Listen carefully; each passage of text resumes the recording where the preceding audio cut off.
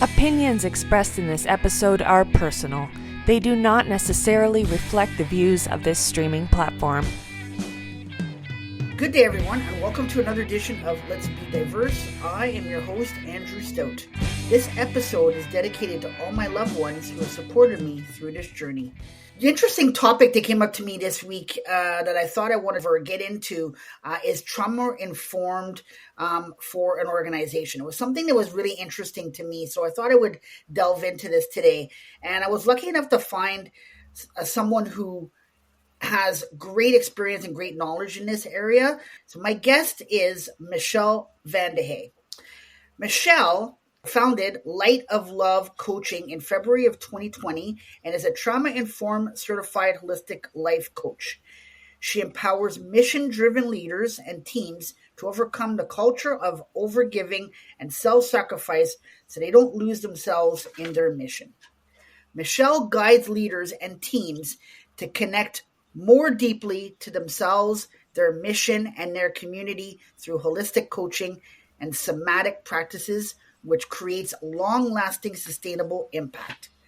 When she is not coaching, speaking, or facilitating workshops, you can find Michelle dancing in her kitchen, biking to Pilates, getting lost in the woods, or running with the sunrise. When I first met her, I thought, what a remarkable individual. She was so kind, so nice. And what I loved about her, she was open to have a conversation with me. And I just gravitated to her immediately. And I'm so happy to have her on today. I'm so happy she agreed to come on today. Welcome to the show, Michelle. I'm so excited to have you on as a guest today. Hey, Andrew, thank you so much for having me. I appreciate the intro. And yeah, it was so good that you reached out and that we got to connect. And yeah, it's been great ever since. It has. So before we begin, it says here in your intro that you like dancing in the kitchen. Or what's the favorite song? Oh my God. Is there a particular one, or is it just whatever comes on just gets you grooving? It depends, but like I have a playlist, but then also sometimes I'm just like, let's see what the universe wants me to dance to today. And so a lot of it tends to be, I like Pink and like Taylor Swift, like that kind of stuff. And then like, even like Black Eyed Peas. And so it's definitely kind of varies, but so I don't have a specific song. One that I've been listening to a lot lately is This Is Me from The Greatest Showman. So that's always a fun one. Like, I feel like they're usually empowering songs or just like fun songs to shake around to and move my body a little bit.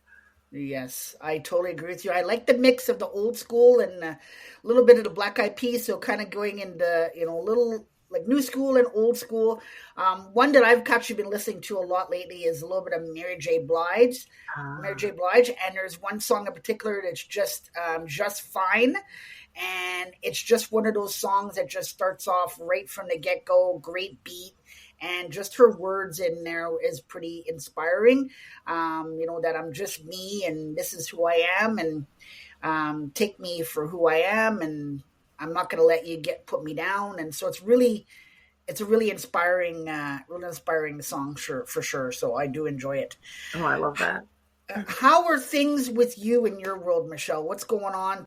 Yeah. So, I mean, it's December, so it's busy around here. And my daughter was just in like a public play for the first time last weekend. And so that was a fun journey leading up to that, and then seeing her on stage in front of, a crowd of, a couple hundred people was really cool and fun to experience. And I'm excited for her to do it again. And I'm also like happy that like now we can move on to the next thing because it was also very busy. So, so that's just been kind of some of the fun stuff that we've been doing. And now it's like full on holiday mode. We have a lot of like family birthdays in December too. There's like lots of things going on. So there's some shopping in my future today.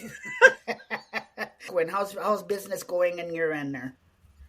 It's going really well. It's been very busy for me lately as far as like things that have been kind of in the works for a while have all kind of come to fruition. So I've been facilitating a lot of workshops for myself and then for organizations, and then just like getting proposals out there for working with teams and that kind of stuff. So yeah, it's been good, like a good busy, like not overwhelming, thankfully.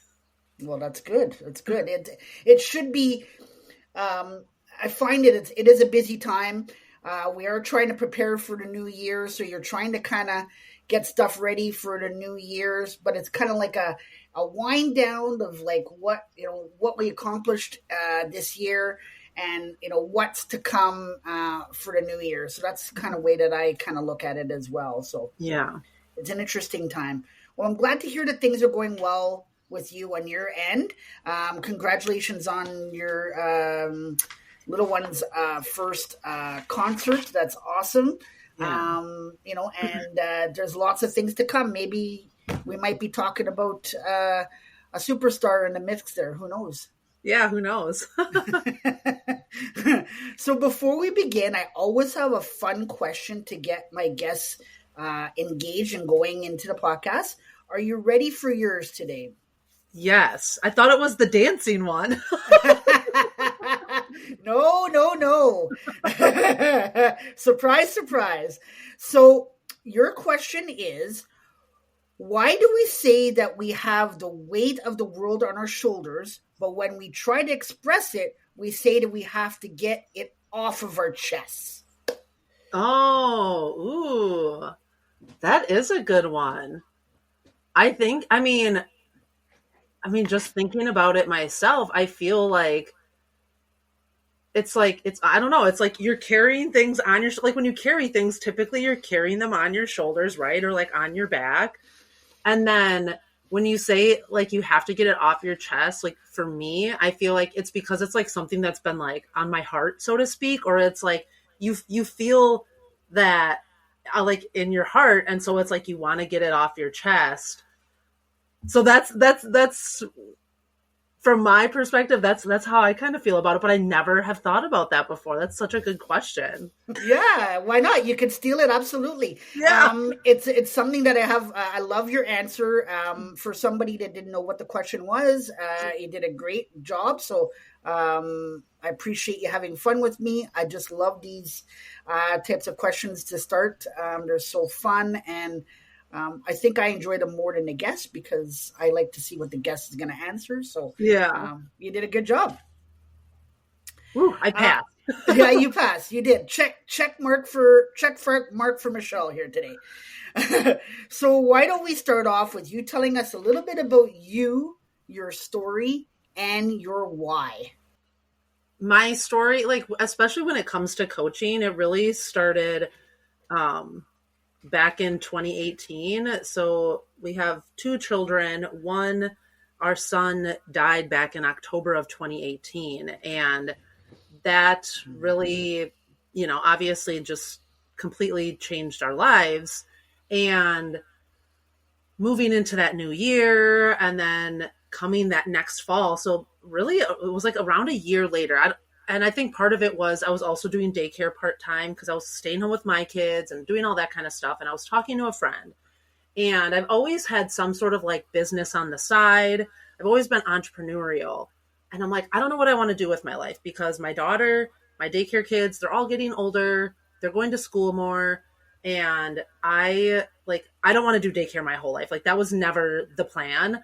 And I don't want to take on more kids and all that kind of stuff. So like, what should I do? And she's like, well, you should be a health coach. And I'm like, what? Like, I don't want to be a coach. And I was like, how I feel about coaches. Not like I was like, felt bad about them, but I'm like, I don't want to be one.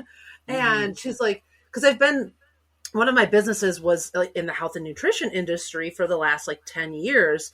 At that time. And she's like, well, what else are you going to do, Michelle? You want to do something else? What else are you going to do? And I'm like, I don't know. You're right. Like, this is what I need to do. So I dove into health coaching and took on some clients relatively quickly. Cause it was like, she said to me, she's like, you're already doing it. You're just not charging people for it.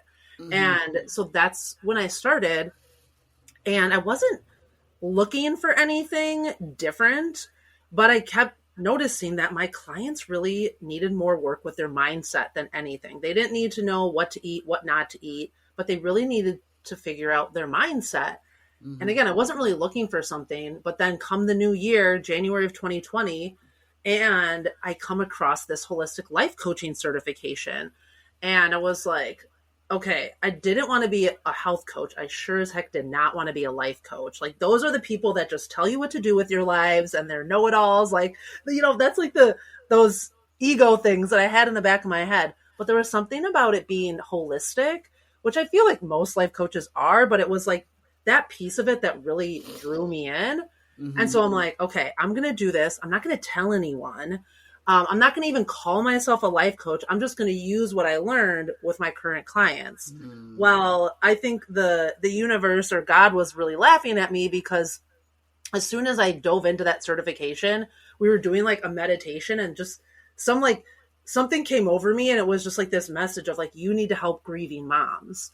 And so it was like right then and there that I'm like, yep, that's what I'm going to do. Even though I was scared, I'm like, I don't have any background in psychology, grief, or anything like that. Like, how am I going to help these people? But it's obviously like through my own journey.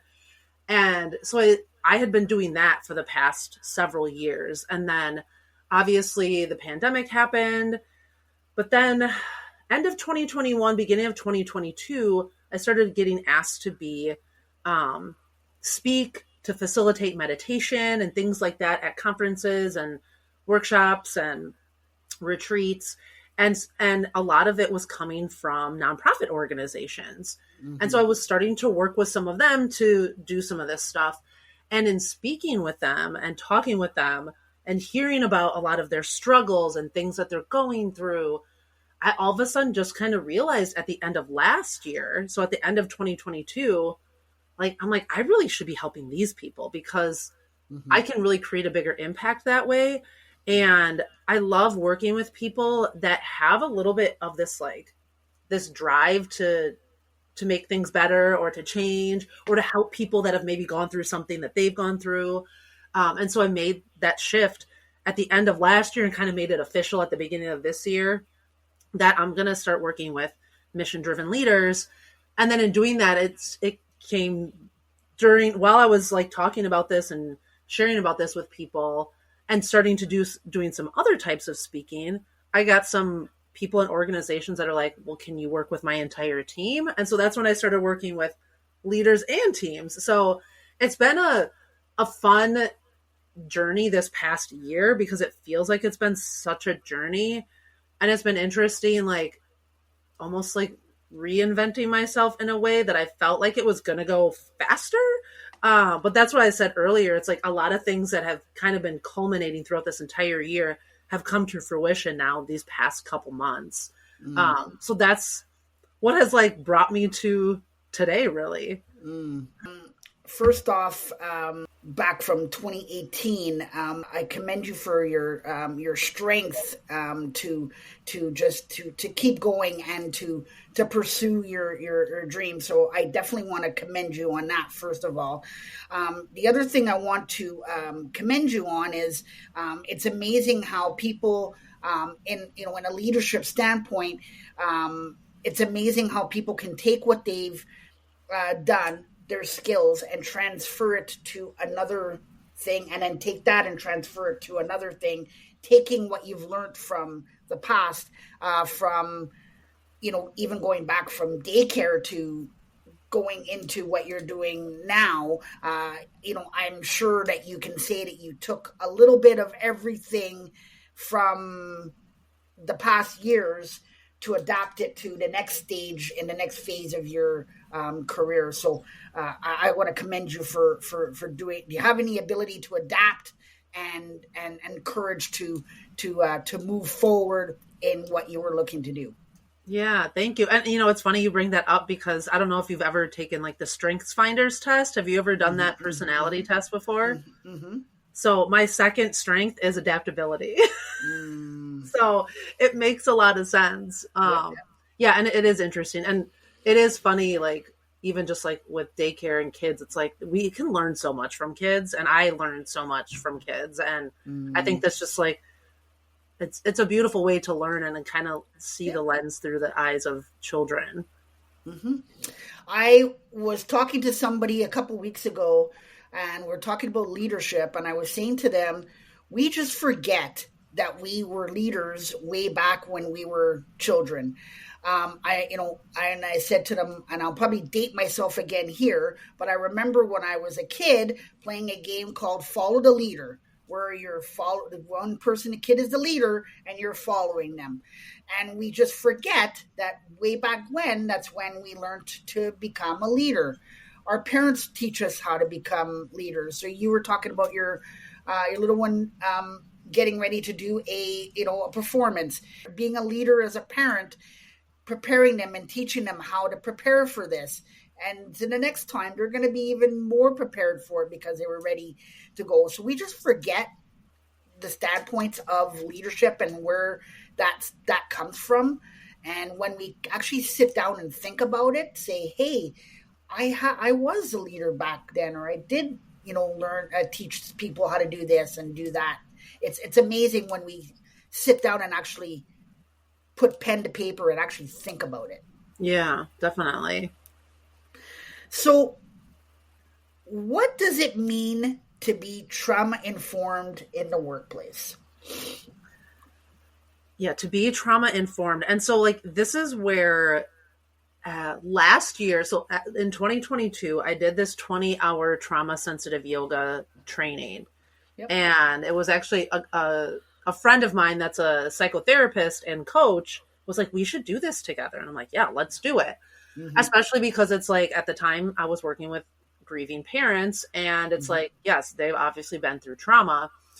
And it's funny because, like, at the beginning of my coaching, I'm like, I don't want people to think anything like that. I don't know anything about trauma because, like, I feel like it's such a big thing, and it's like, I don't want people to think that I can help them with that. And now it's like a big part of what I do. And so I did that certification, and it just opened my eyes up to, like, being trauma informed and all this kind of stuff. And so at the beginning of 2023, I decided to enroll in their trauma sensitive yoga certification. And so I am, like, knee deep in that. Like, we're actually getting to the end of the first semester. So it's like a 6-month program. Mm-hmm. And for me, like, being trauma informed is really about, like, not, like, letting go of judgments of people. It's about offering choice as well. Especially in leadership, I feel like so often it's easy to fall into, like, more of like a dictatorship of, like, I'm the leader, so I will tell you what to do. And even going back to, like, parenting, right? Like, or like dealing with kids, it's like, we think we're the adults, so we get to tell the kids what to do. And so it's easy to fall into that. And I fall into it easily too, of like, oh, I know what to do, I'm going to tell you what to do. Mm-hmm. And so when we can kind of start bringing in this trauma informed lens, and it doesn't even have to be that the people you work with have experienced trauma or you're in an organization that deals with trauma, but being trauma informed is really about having this, like, shared power as well. And, like, so allowing the people that you work with, especially if you are some sort of leader, to have choice and have say in how things go and how things run, especially because I think some of the best companies and the best organizations are the ones that adapt and change based on the people that are, quote unquote, like, on the ground. Like, they're the ones working, like the frontline type of people working with the customers or working with whoever you're working with. They're the ones that are getting the best feedback. So if we're not listening to them and we're just kind of dictating from this, like, leadership position, then we're actually not doing the best for our company either. And I feel like it gets into, like, this standard, like, patriarchal type of doing things, and, like, and that's how things have run for however many years, especially in the United States. And so it's like making this shift of, like, just because you're sharing power does not mean that you're still, like, you can share power while still being a leader. It doesn't mean that they're gonna like take your position from you or anything like that. It's really about this like shared authentic experience, Right. and being able to do things in more of a collaborative way as opposed to like a I'm going to tell you what to do sort of thing. I love everything that you said there. One thing that kind of jumped out at me is that letting go of judgment, and I do agree with you. I feel in a leadership standpoint or in a workplace standpoint, I feel that there's a lot of judgment. Just looking at stuff that we have no clue or idea of what's going on. And I think there's just got to be, like you said, the ability to adapt and understand what they might be going through as well. And working with them and having the ability to help them to get through any tasks or anything that they're going through. And I just think that once we do that, it's going to make things so much easier for the overall organization. And I like to call our work a safe work environment, and I think that's all we all strive to have, and I think it's super important when we do have that. Yeah, and I think that's the other piece about like trauma informed leadership is that when you treat everyone in a way, or you like conduct yourself in a way that is more in alignment with being trauma informed, then you don't have to know what people are going through to be able to be supportive of them as well, because you're like not necessarily assuming, but it's like you're approaching people from this trauma informed lens that if they are going through something, that they feel comfortable, or like you said, safe coming to you and sharing things, especially sharing things that maybe it's like, oh, I think we could be doing this better, or maybe bringing up something that maybe is like not great that's going on that someone needs to hear about so it can change. Right. And if people aren't feeling safe and they aren't feeling supported, they're not going to do that. And so really being trauma informed is also like assuming that like everyone, that everyone is also like in the best interest of the company and for themselves. And then it's like, it's not about company first or people first. It's just like, we're together, right? Like it doesn't have to be the either or. It can be like, we're here for both. So how can we create solutions and create an environment where we're supporting the organization and the people in it, and it's not a separate thing. It's a both. I want to get your opinion on how organizations support, or how can they support their staff in a trauma-informed way? Yeah, and one way they can do that, I think, is it really is creating an environment of this feeling of safety. And it's interesting with being in this trauma sensitive yoga certification, something that gets brought up is like, we don't get to decide what is safe for other people. So like saying like, this is a safe space. Well, if I say that, I may think it's a safe space, but the people I'm bringing in, someone might not think it's safe. And so that in and of itself is just kind of an interesting concept, but it's about like creating this culture of that if someone brings something up, that you're not going to be like ridiculed for it. You're not going to be like have some sort of punishment or something. You're not going to get fired. You're not going to like not get your raise because you bring something up. And also like, you're not going to be humiliated or like, it's not going to be shared with everyone. And I think that's something, a way to create safe spaces is confidentiality and autonomy as well. And so like being able to create spaces to do that, and maybe even offering a way to have some sort of anonymous feedback.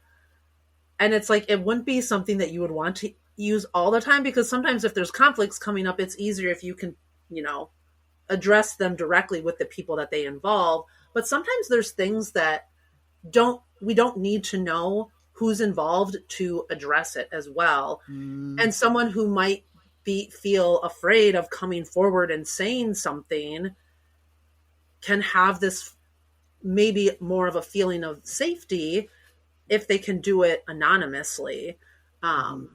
So just like that could be a way to be able to do that. Yeah.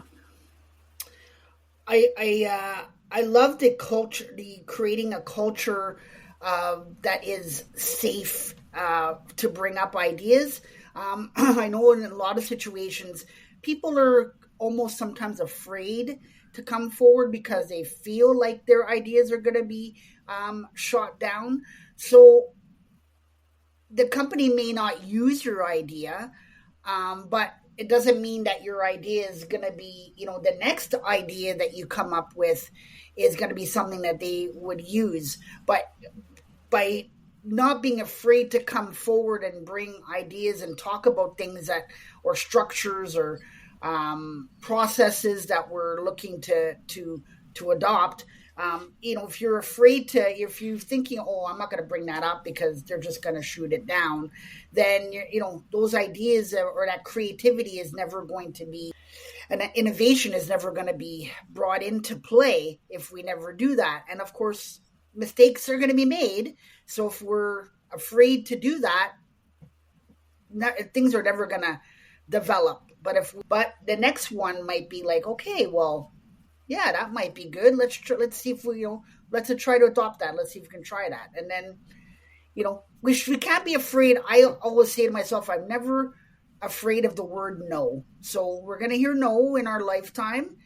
But we should never be, I'm never afraid to hear it. So just because I hear no from one person doesn't mean that it's going to be no from everybody. So I just say, okay, no problem. It didn't work out for that person, or that idea didn't work. Let's go on to the next one. Yeah.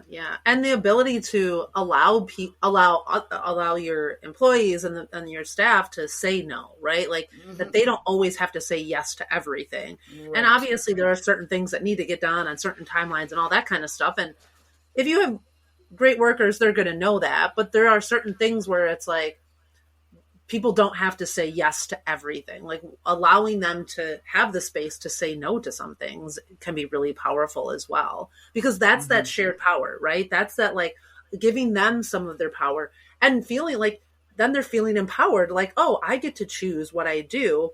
And when they feel like they have choice too, like when I get to choose something, I get more excited about it. Right. So it's like when people feel like they're getting to make some choices, even if it's small things, that helps build that like confidence and that excitement about doing the work that they're doing. Cause it's like, okay, I get to choose some of this stuff. There's some stuff, everyone has work stuff that they don't like to do. Right. So it's not like they're just going to be like, oh, I'm never going to do anything I don't like. But there's certain things that it's like, okay, I can choose whether or not I do this. And now I'm going to be excited about it. And that's going to spill over in the other work that they're doing, because then it's like, okay, I can deal with these things that I don't like because I know this one thing that I got to choose to say yes to really excites me. So that statement makes me think of when when you're someone who's looking for a new job or a new opportunity, and you are in a situation where, you may or may not hate what or like what you're doing, but you were looking through, the tasks, and you kind of say, okay, what are the things I like about what I'm doing now? What are the things I don't like? And when you're looking for a job, we're talking about choices. You have the choice to look for something that you think that you're going to enjoy. So you're not looking for if you're looking for a new career, you're not looking for a job of the things that you are doing now that you don't enjoy. You're looking for something to do all the things that you enjoy. So for example, you were saying daycare, you start daycare and you said, okay, I enjoyed it. You do the work for a time. And at the end, after a while, you're like, I don't really want to do this anymore. Well, the next thing you're going to do, you weren't going to do anything that had to do with daycare. You were going to move on to something of stuff that you enjoyed, and you researched and everything to figure out what that is. But you're not going to, daycare has nothing to do with what you're doing now, and not that you hated it, but it was just something that you needed to move away from. Yes. Yeah, definitely. Definitely. And there's like, yeah, like you said, it's like, I love helping people and working with people. And so I was doing that through daycare, and then I was doing it through coaching. And so Right. those were like the aspects of it that I really enjoyed that I brought forward. So I know we kind of talked about culture here, but I wanted to know what your thoughts are, is how important is trauma-informed communication when it comes to improving workplace culture? I mean, yeah, it's really important. And that's where it's like finding ways to offer more choices and include everyone in decisions that get made, even if it's like the fun stuff. Let's say, like, maybe it's like, okay, what are we doing for our end of the year party? Let's say it's like, does everyone get like a say in that, or is it just like the management or whatever that gets to decide? Things like that even matter. And so it's like, how can we offer options for people to have choice and have say in things? And just even asking someone what they think, like that's that, like, feeling seen, heard, and valued. That's how people feel valued, is when they feel seen and heard. And so asking them their opinion about whatever it is matters. It matters. And doing it throughout the year, and not just like once a year, not like during your annual review or whatever it is, doing that on a consistent basis throughout the year. And that's how you really create the culture then. And that's how people start feeling safe, of like, oh, they want to hear from me, and they want to know what I think about things. And it's not going to go against me if I say something that I feel like isn't working well, that I think can be improved. So that's really how you're able to do it, and doing it in a way that is throughout the year, and not just like a one-time annual review type of thing. Yeah, and we talked earlier about adopting change. I think when you're sitting in a meeting and you're talking about something, say this is what we're thinking of doing, and I think it's important to to go around the room and get everybody's input and figure out find out what they're thinking, what their thoughts are and stuff, and when taking notes of everything, and and if you're gonna, and I think communication is probably a huge part of everything, making sure that when there is something that's being, or if there's a change that's being adopted, communicating all throughout to let people know this is where we're at, this is the process, this is what the next step is. If you have any questions, speak to your direct manager, and they will let you know what's going on. But I think that communication factor is super key for sure. Yeah. And letting people say what they say what they want to say without a rebuttal, right? Without saying well, we can't do that sort of thing. Like, actually taking it in, whether you know or not, as the leader or the manager, if you know it's possible or not, like, you don't need to say that right away. Right. It can be like, this is okay, awesome. Like, we're going to take this in. Because too, it's like, what if someone else brings up something like that? And then it's like, okay, we really do need to reconsider this thing because it's getting brought up by multiple people. I always say as a leader that we need to figure out, there's two situations when we're either in a meeting or on a one-on-one. There's two stages as listening. One is, like you said, really listening to give feedback. And then there's what I call listening with pause. And that is where you're asking what their opinions are, taking it all in. But in that situation, I don't think that there's any feedback that's needed, because you were asking them their opinion. If you're giving feedback on their opinion, and that means that their opinion is not really important. So you're listening to them, taking it all in, and taking notes, and listening to what they have to say. That's the most important thing. Yeah, definitely. Definitely. Mm. So, if you could choose one word to describe yourself, what word would that be? Ooh, one word, I would say life. Like, like, part of me is like, I like fun and, positivity and like, just like, I, I want people to love their lives. And like, I just feel like when you feel like you're full of life, like that's when you're bringing your Mm, best foot forward. And that's when mhm, you are able to say no when you need to say no. And that's when you're just like enjoying your life. And everyone deserves to be able to do that. So I'm going to mhm. say life. I love that. I love that. Yeah. I have to agree with you. All through all of our conversations that you and I have had, I definitely think you are what I would say, a liver of life. You enjoy life. Conversations. I even see posts that you put out there, and there's, it's always a lot of, smile on your face, enjoying what you're doing, enjoying talking to people, connecting with people, and I just think that that's one of the things that I admire about you, is that you enjoy your life and what you're doing, for sure. Yeah. Thanks, Andrew. You're very welcome. Any final thoughts today?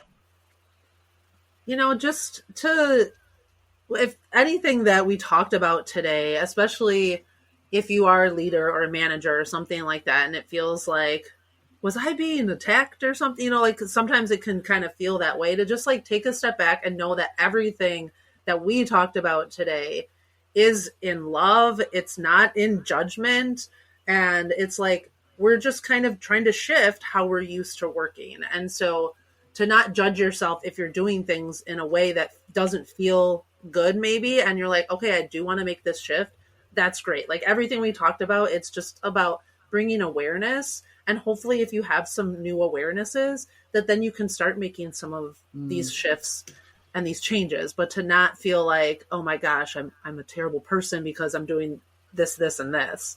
To mm, know that like everything was said with love, and for you to be curious about things. And that's what I always tell people, is be curious. You don't have to be judgmental for your mhm, about yourself. Just be curious about mhm, what you're learning. And if it's making you rethink things, that's a good thing, right? That's mm. the creativity and the innovation happens when you can be curious and not allow that judgment of self or others to come in. Mm. It makes me think, everything you said there, it makes me think of diversity of thought there, that there's a different way of doing things. It just means that, doesn't mean that my way is better than your way. It's just a different way of thinking of it and looking at it. So I think we just have to, I agree with you, we just have to respect everybody's opinion and ideas, and not have judgment of, what that opinion is, or, and not just, a simple, that's their thought, let's, you know I admire that, and we leave it at that, Yeah. for sure. Well, I wanted to take the time to thank you for coming on again today, Michelle. It was, I've thoroughly enjoyed this conversation. I think it was uh, super informative, fun, energetic, and I agree with you on your word. You are someone who is full of life and energy, and I was super honored to connect with you right from the beginning, and I'm super honored to stay connected with you, have these conversations with you on and off podcasts.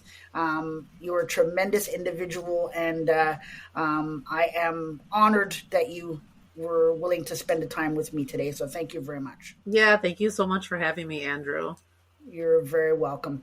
On behalf of myself and my guest, Michelle, I'd like to thank you all for listening today. And until next time, be safe. And remember, if we all work together, everyone, we can accomplish anything. You have been listening to Let's Be Diverse with Andrew Stoute. To stay up to date with future content, hit subscribe.